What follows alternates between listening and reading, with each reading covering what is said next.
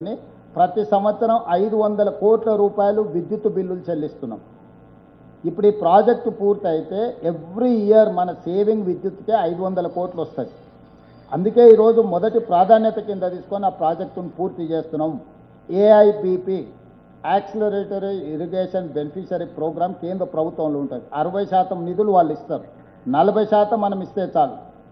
అందులో పెట్టకుండా చంద్రశేఖరరావు గారు కాలయాపన చేసింది. ఇప్పుడు ప్రాజెక్టులు అన్నిటిని ప్రాణహిత చెవెల తుమ్మిడిఐటి నుంచి ఎల్లంపల్లి వరకు కానీ ప్రాజెక్టులు అన్నిటిని కూడా 8 ప్రాజెక్టులను ఇప్పుడు కేంద్ర ప్రభుత్వంతో చర్చించి డిపిఆర్లు సబ్మిట్ చేసినాం. కాబట్టి ఈరోజు మీరు చెప్పే కాలేజీలు నేను మిమ్మల్ని సూటిగా అడుగుతున్నాను, మీ పిల్లలు స్కూల్ కాలేజ్కి వెళ్తురా?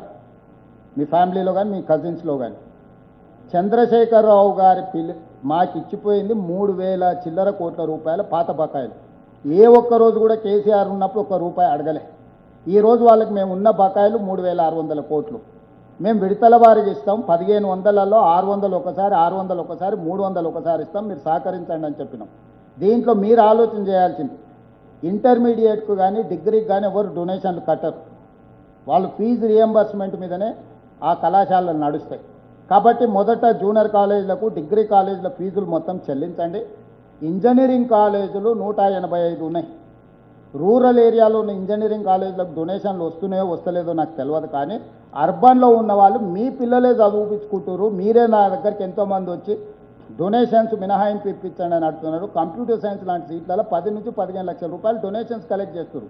నేను ఇవ్వాల్సిన ఫీజు 35,000 రూపాయలు మాత్రమే. Final year out going student certificates ఉంటే వాటి డబ్బులు ఇస్తానా, విడతల వారికి ఇస్తానంటే లేదు, మేము బంద్ పెడతాం, నువ్వు మొత్తం ఒకసారి కట్టాల్సిందే అని అడుగుతున్నాయన్న నేపథ్యం నేను చెప్పిన ఇప్పుడు నేను మళ్ళీ చెప్పదలుచుకోలేదు. ఎన్ని కాలేజీలు కొత్త కాలేజీలకు అనుమతి అడిగిండు. ఎక్కడో మహబూబ్నగర్లో నడుపుకునే కాలేజ్ అయినా హైదరాబాద్లో ఆఫ్ క్యాంపస్ అడుగుతున్నాడు. అంటే 100% రూల్కి అగెనెస్ట్గా కోరికలు కోరితే నేను తీర్చలేదని ఆ పదం మీద నన్ను బెదిరించడానికి బంధువులు అంటారు. ఓకే ఫైన్, బంద్ చేస్తారు. 6 నెలలు బంద్ అయింది, 6 నెలలు ఫీజులు ఇవ్వలేదు. 6 నెలల తర్వాత మొత్తం ఫీజులు గవర్నమెంట్ ఇస్తుంది. ఈ అకాడమిక్ ఇయర్ పోయింది కదా, పిల్లలు ఎవరు తెచ్చిస్తారు? ఇప్పుడు కాలేజీలు బంద్ చేస్తే పిల్లల అకాడమిక్ ఇయర్ లాస్ అవుతుంది. 6 నెలల తర్వాత ప్రభుత్వం ఎట్లయినా నిధులు ఇస్తుంది, ఎనుకో ముందు. మరి ప్రభుత్వం నిధులు ఇచ్చినప్పుడు ఈ అకాడమిక్ ఇయర్ ఏదైతే లాస్ అవుతుందో పిల్లలను ఎవరు జవాబుదారీ? చదువు లేకుంటే ఈరోజు లక్షలాది మంది పిల్లల్ని వీధుల్లో తిప్పి ఆ పిల్లల జీవితాలతో చెలగాట మాడుతుంటే ఈ యాజమాన్యాలు కానీ లేకపోతే వీళ్ళు, రాజ్యాంగం ఏం చెప్తుంది? విద్య సేవ, వ్యాపారం కాదు. నేను అందుకే చెప్పిన, మీరు పిల్లల జీవితాలతో చెలగాట మాడకండి, ఇది మంచిది కాదు సుమా. ప్రభుత్వంతో మీకు నిధులు రాబట్టుకునేది ఉంటే కూర్చుందాం, మాట్లాడుకుందాం, ప్రణాళికలు చేసుకుందాం, ఏ రకంగా ముందుకు వెళ్దాము అని నేను సూచన చేసిన. పెడచెవిన పెట్టి మేము బంద్ చేస్తాం, మేము నిర్బంధిస్తాం, బెదిరింపులకు దిగపోవడం వల్ల, బంధులు పెట్టడం వల్ల, బంధువుకు పెట్టడం వల్ల ఈ సమస్యకు పరిష్కారం దొరకదు. పిల్లల తల్లిదండ్రులుగా మేము వాళ్ళు వ్యవహరించి తల్లిదండ్రుల బాధను అర్థం చేసుకొని సమస్యకు పరిష్కారం చూపించాలి తప్ప పంతాలకు పట్టింపులకు పోతే పరిష్కారం దొరకదు. మీ ద్వారా మళ్ళీ విజ్ఞప్తి చేస్తున్నా, కళాశాలల యజమానులకు మీరు నిక్కచ్చిగా రూల్ బుక్ ప్రకారం పోదామంటే 100% నేను దానికి రెడీగా ఉన్నా. రూల్స్ ఏమున్నాయి అన్నీ చదువుతా.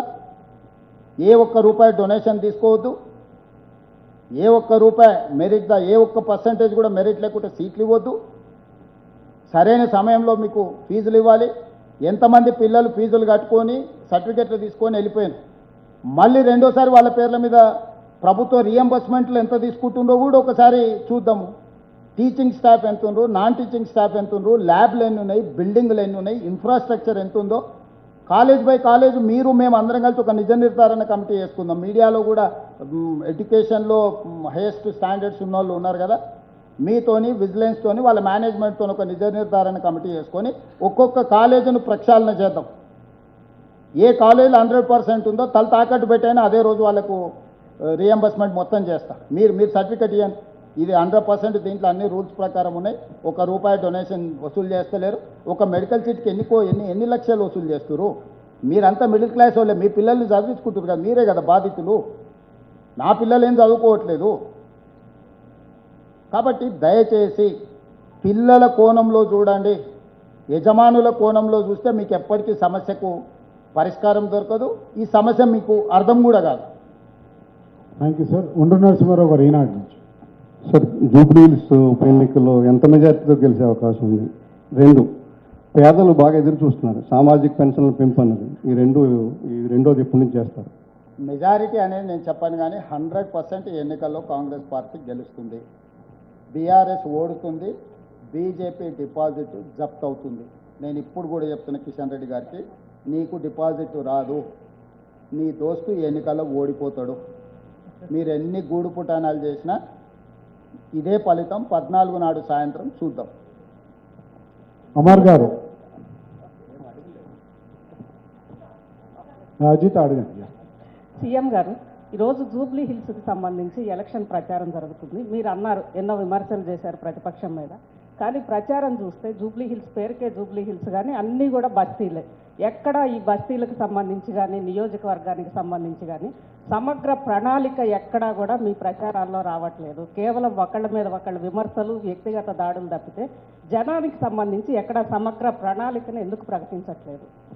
జనాలకు సంబంధించిన సమగ్ర ప్రణాళిక 3 మంత్రులను ఇన్ఛార్జ్ చేసి 4 నెలల నుంచి దాదాపుగా 400 నుంచి 500 కోట్ల రూపాయలు రోడ్లకు, డ్రైనేజీకి, ఇండ్ల మీద వెళ్తున్న హైటెన్షన్ తీగల తొలగింపుకు, చెత్త తొలగింపుకి, రోడ్ల వైడనింగ్కి పూర్తి స్థాయిలో 3 నెలల నుంచి ప్రణాళికలు రచించి మున్సిపల్ మంత్రిగా 500 కోట్ల రూపాయలు నిధులు మంజూరు చేసి పనులు కొనసాగుతున్నాయి. అదే జూబ్లీ హిల్స్లో 14,170 కొత్త రేషన్ కార్డులు ఇచ్చిన, మొత్తానికి 61,000 రేషన్ కార్డులు జూబ్లీ హిల్స్లో ఉన్నాయి. 2,39,000 మంది సన్న బియ్యం లబ్ధి పొందుతున్నారు. 25,000 ఇళ్ళు, 200 యూనిట్లు ఉచిత కరెంటు పొందుతున్నారు. ఇట్లా ప్రతి 25,000 పైచీలకు ఇళ్లకు 500 రూపాయలకు సిలిండర్ వస్తున్నది. ఎందుకంటే ఇక్కడ వ్యవసాయ రైతు రుణ మాఫీలు కానీ ఇట్లాంటివి అర్బన్లో ఉండవు కాబట్టి, అందుకే చెప్పిన 400 ఇండ్లు, 4,000 ఇందిరమ్మ ఇండ్లు మీకు మంజూరు చేస్తా, మీకు ఎన్నికలు కాగానే అందుబాటులోకి తీసుకొస్తా అని చెప్పిన. కొల్లూరులో దాదాపుగా ఎప్పటి నుంచో ఈ ప్రాంతం వాళ్ళకి డబుల్ బెడ్రూమ్ ఇల్లు అలాట్ చేస్తే అన్ని సమస్యలు ఉంటే రేషన్ షాపు, పోలీస్ స్టేషను, నీళ్లు, స్కూలు అన్నీ మంజూరు చేసిన. సో ఇవన్నీ చెప్పడానికి అవకాశం రాకుండా 10 సంవత్సరాలు అధికారం చెలాయించిన వాళ్ళు, 12వ సంవత్సరం అధికారంలో కొనసాగుతున్న వాళ్ళు ఇద్దరు ఏకమై మా మీద ముప్పేట దాడి చేస్తున్నారు. సో వాళ్ళు ఇచ్చిన కర్రతోని ఇట్లా అంటే ఇక మనము ఏదో రకంగా అనాల్సిందే కదా, తలుపు చెక్కతో అట్లా అనాల్సిందే కదా, అది సిచ్యువేషన్. కాబట్టి మాకు స్పష్టత ఉంది, జూబ్లీ హిల్స్ నియోజకవర్గంలో జూబ్లీ హిల్స్ లేదు. నేను జూబ్లీ హిల్స్లోనే ఉంటా. బస్తీలన్నీ అన్నీ ఉన్నాయి, జూబ్లీ హిల్స్ వచ్చి ఖైరతాబాద్ ఉంది. దాని పేరుకే జూబ్లీ హిల్స్, కానీ మైసూర్ బోండాలో ఎట్లా మైసూర్ లేదో జూబ్లీ హిల్స్లో జూబ్లీ హిల్స్ లేదు. కాబట్టి ఆ ప్రాంత సమస్యలు పరిష్కరిస్తే సినీ కార్మికులు అక్కడ ఉంటారు. వాళ్ళ సమస్యలు పరిష్కరించినాం కదా, వాళ్ళ